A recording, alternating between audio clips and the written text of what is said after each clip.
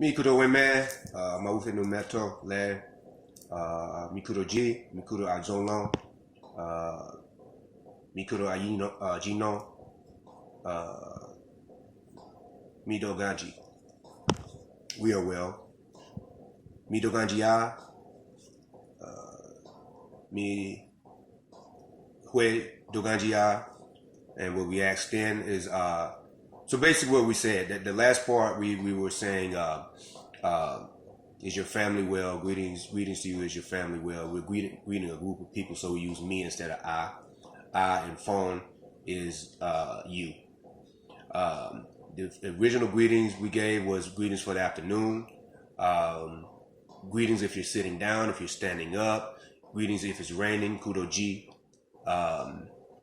And we are, before we go further, we are His Imperial Majesty Axosu Àgèlògbàgàn, Àgèlògbàgàn, Agbovi, Jisovi Agbovi I, the paramount monarch of the Maroon monarchy of Àgèlògbàgàn. Àgèlògbàgàn, as you know, those that have been following these videos, we were founded in the year 6253, which is 2012, the Gregorian year. 2 years after we were coronated. We just successfully celebrated 8 years as the Àgèlògbàgàn of Àgèlògbàgàn, or in phone language you would say Àgèlògbàgàn, and also Kilambo Àgèlògbàgàn, Maroon monarch. So this video, we want to keep it short and sweet, is about language, be, GBE, but it's also primarily about Hungbe. So we shouldn't be that long. So on the positive side of this, we would say that we've seen a great interest in from new Africans in African languages, in particular Yoruba, and one reason that being is because Yoruba is so accessible. Accessible from the perspective of popularity, and unfortunately, this popularity with the Yoruba culture has resulted in a commercialization that's not good for the future of our culture so far from a Maroon perspective. This video is not about that. This video is about Hungbe. What is Hungbe? The most ancient term in our Aja languages, and we want to emphasize this on several videos, that the parent culture of the Fon, the Ebe, the Hula, the Mahi, the people in Abome, Wida, is Aja. Everything started with the Aja, and Aja branched out. It is no different than there being Ijebu Yoruba, there also being Oyo Yoruba, Katawakata, Ife Yoruba, Katawakata is Kibantu for etc., etc. So we want to get people acclimated to referencing the culture as Aja and not Fon. Fon they happen to be the most numerous because of Dahomey and its conquest. And they put the Fon stamp on a lot of things that wasn't really Fon. So the culture is Aja, and the Fon people are a branch of the Aja people. We primarily speak Fon, but we also have, we speak other aspects of Aja, and that's what this is about. The most ancient term for a deity in Ajagbe, or Aja language, is Hun, Hun, low tone on the U. The term Vodun being used simultaneously as the name for the tradition and the name for a deity, that came about in the 18th century. We're not saying that there's anything supremely wrong with that. We're just going with the more ancient term. So, Hungbe is the concept of the language of the deity. Deity language. You see it, Hungbe. That comes out as language of the deity, right? So now, one who is deep in their ori, if they saw that term or they're hearing that term now, like, wait a minute, Hungbe, that must mean that there's a special language used for the deities. And if that's what you did with your ori just then, which we're sure that most of you on our list are using, and those associated with you, you're absolutely correct. Now, real briefly, let's speak of Heavy, or well, the deity Hevioso. That is a thunder deity. People compare to Shango. They're very similar. They both carry the thunder axe and all that. And it comes from the area called Heavy. That's why it's called Hevioso. That is the ancestral home of our people. The Bay aspect of Aja language, Aja Bay, that they speak in Heavy is called Seto. The ethnic group is Seto, so it's Seto Bay. It's going to vary to some degree from Fon. Therefore, when we speak to Hevioso, we have to speak Seto Bay, or another variant, which is Hula Bay. XWLAGBE. Hula or Hula Bay. Aizo Bay would be closer to speaking to Hevioso than Fong Bay would. This is how specific Vodun is. This is how powerful the structure of Vodun is. When we speak to Sapata, the deity that cures, all these earth-bound deities, man-made deities and whatnot, we use Mahitbe. He's from Mahit land. The sea deity, our primary sea deity, very similar to Olokun in Yoruba, is Hu, H-U. We speak Hulagbe to that entity. Hu comes from the area called Hula, which is in the southwestern corner of what is now Benin. So this goes on and on. Now let's back up a little bit. General Fong Bei can be used. However, there are points in the prayers to these deities that you have to speak the language they overstand, because there's an overstanding between Hulak Bei and Fong Bei to a certain degree. And plus we have to respect the deity, respect the entity that we're talking to. Contrary to what some people want to believe, or been told by universalists or people that don't want to learn the language, you have to speak the language of the deity. We don't speak Fong Bei to Shango, and that's an African language. We speak Yoruba and Tapa. Many people don't know that a lot of the prayers that they're doing to Shango is not Yoruba. It's Tapa, or a mixture of Tapa and Yoruba. That's because Shango's mother was Tapa, and he spoke Tapa often. And that's another story about when we said about how the phone impressed phone on a lot of stuff. The Yoruba impressed Yoruba on a lot of stuff that's not Yoruba. So, we have to speak the language of the deity.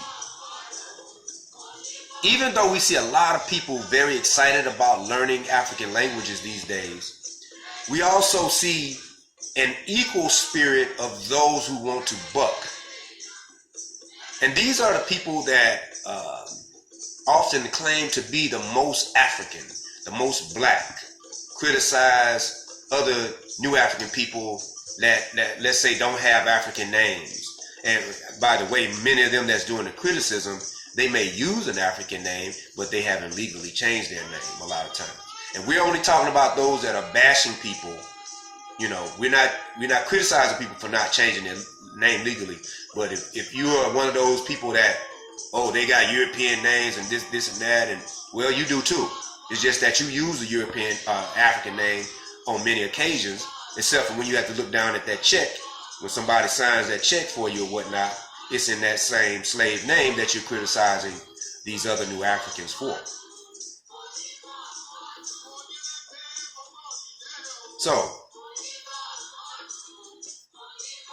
there are many people that are trying their best to skirt around and coming up with all these different excuses for not speaking the African languages to deities, let alone the specific language like we said, Seto Bay, Hulak Bay, and all that. Not even getting that far with it. I mean, they are in Don, the little Elekes and all that they wear in the Sheshe and even Vodun. They are hell bent on not speaking to these deities in African languages. And this is quite sad, and it's sacrilege in our tradition to do that. Now, some may say, well, you're only saying that because you know the language. Well, we say to that, we only know the language because we immersed ourselves in the culture. We did not grow up in this culture. We grew up in the Baptist church. You know, just like pretty much 90% of our friends did in our home, Itankale hometown of Mobile, Alabama. So, once again, coming from a background where there was no culture, there was nobody to teach us anything, we tend to not hear excuses, you know. And so you learn a bit at a time. When we started, it was like a phrase or two. We memorized a phrase, and we made sure though we said nothing in a non-African language to any of the Orisha, because we started with Orisha, with the Sheshe. And we learned more prayers over and over, and then we got to the point where we said, you know what?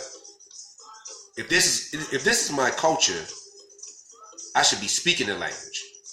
Also, too, memorized prayers are good, but I want to be able to veer off of the carved out path when I want to ask for something specific, when I want to say something specific, when I want to conversate with the spirit. Now, for instance, when we speak, a lot of us, and you know, we don't apply the logic across the board. So let's go to our English-speaking ancestors, or Spanish-speaking if you're watching his ancestors or whatever. And so people do prayers to them, right? And then they conversate with them in English. But for some reason, or Spanish or whatever it may be, that's good. You should, you know, because this is the language they understand.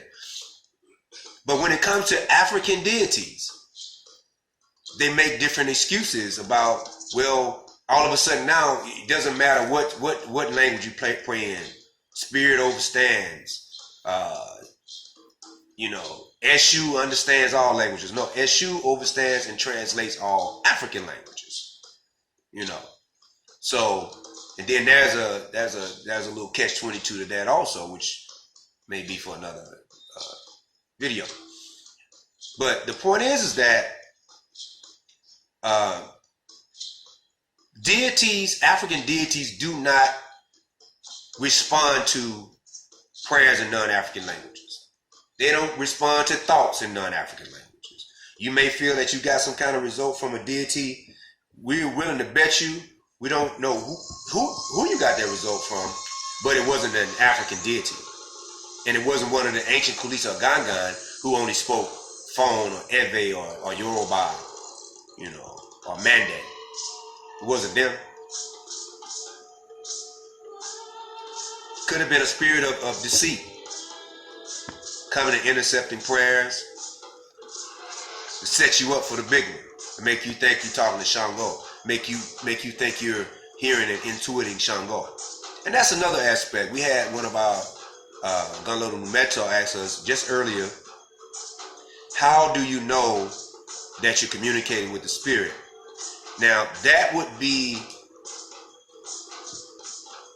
that's more of a, the in-depth answer to that is more of an internal thing, meaning we would only share that with the depths of it with Ganlodo Meto. But we will say, yes, there is a such thing as intuiting, getting intuition from a spirit.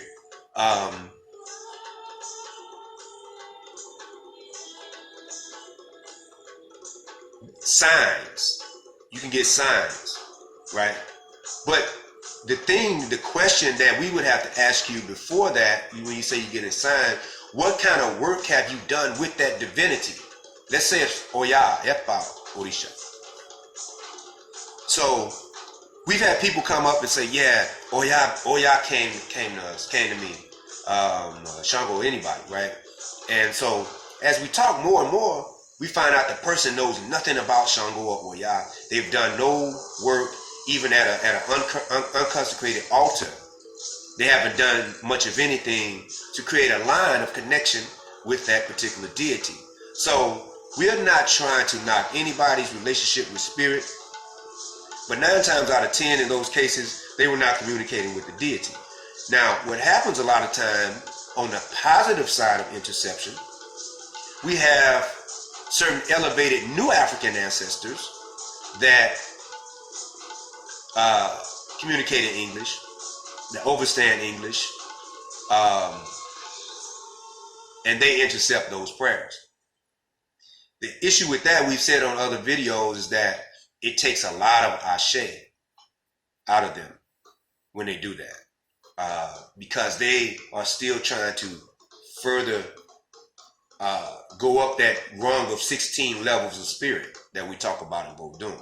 And we talk about the 16 levels of spirit in the Esoteric Vodun series, which is you can purchase on our website, restorationhealing.com.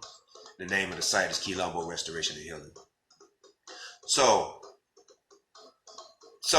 the science of spirit, and to this day, we haven't heard anybody in African tradition, in particular Vodun, use that term, the science of spirit, because we really mean something when we say that. There's a science. Each deity has its science.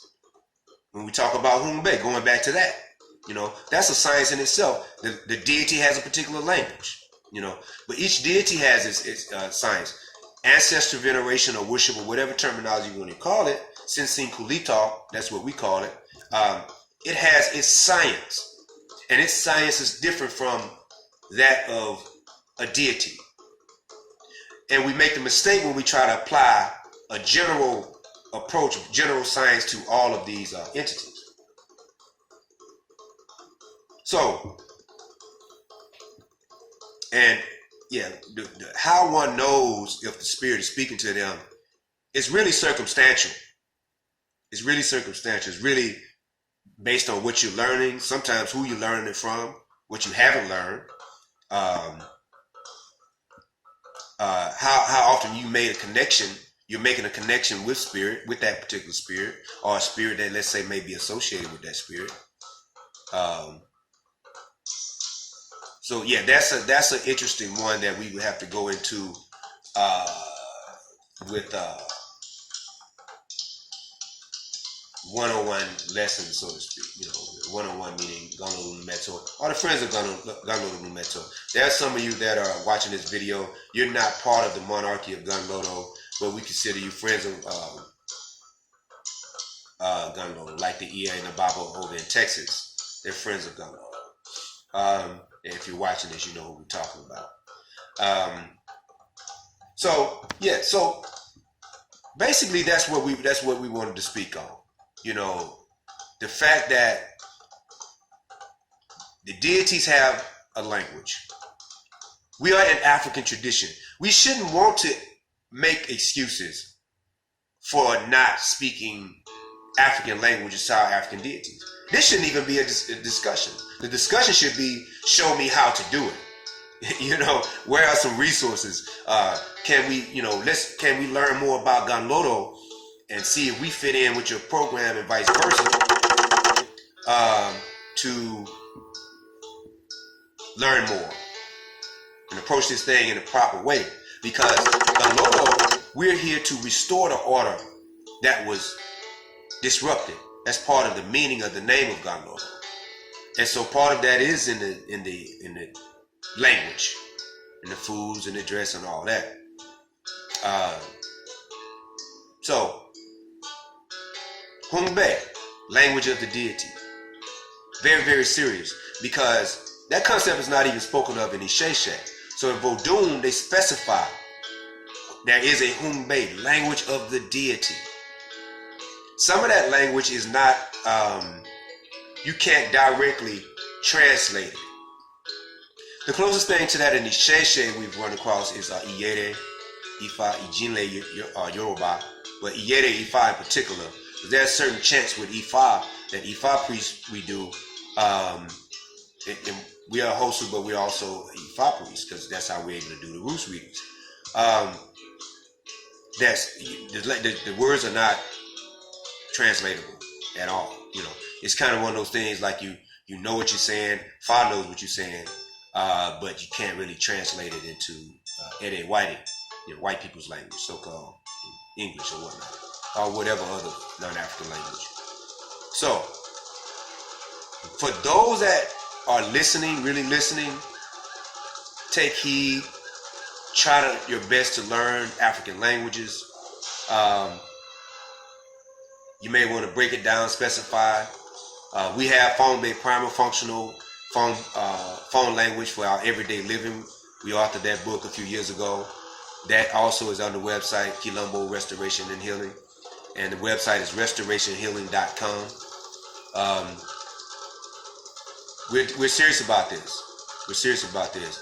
And we want to at least gather communication and dialogue with those that can see the importance of being so serious about language. And this is just one video in a series of cultural clarification videos. And this one is about not just language, but Hungbe,